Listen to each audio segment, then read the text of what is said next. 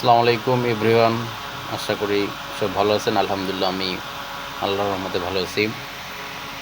কয়েকদিন ধরে কোনো ভিডিও মেক করতে পারিনি ব্যস্ততার কারণে। অবশেষে আপনাদের সামনে ভিডিও নিয়ে হাজির হলাম। আজকে কথা বলবো হচ্ছে যে বাংলাদেশ অনেকটা সুপার এইটের পথে এগিয়ে গেছে। বলা বাহুল্য যে বাংলাদেশ আসলে সুপার এইটে চলে গেছে।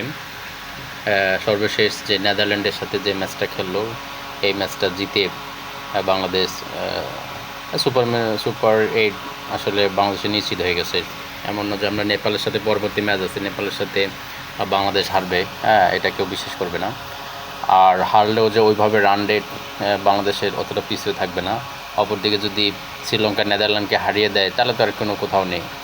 হ্যাঁ, আর যদি আবার নেদারল্যান্ড যদি শ্রীলঙ্কাকে হারিয়ে দেয় সেক্ষেত্রে একটা হিসাব নিকাশ থাকতে পারে।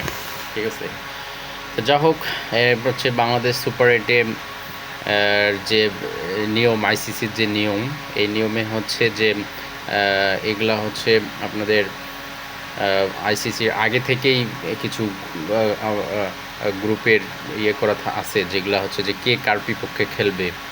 এখানে সুপার এইটের দুটা গ্রুপ হবে, গ্রুপ এ, গ্রুপ বি।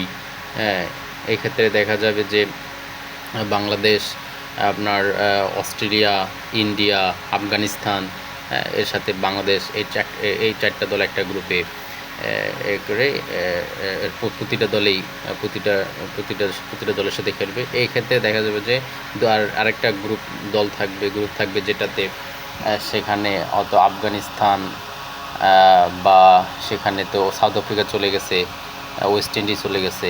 হ্যাঁ, আর সেখানে হতে পারে একটা দল আপনার, হ্যাঁ, ইংল্যান্ড অথবা ইউএসএ। হ্যাঁ, এই দলগুলো চলে দিয়ে একটা গ্রুপ হতে পারে। ঠিক আছে, তো যা হোক, আমরা আশা করি বাংলাদেশ সুপার এইটে খেলবে, যাবে এবং ভালো পারফর্ম করবে। আমরা আশাবাদী রাখতে পারি। আপনারা আপনাদের মতামত জানাতে পারেন। আসসালামু আলাইকুম।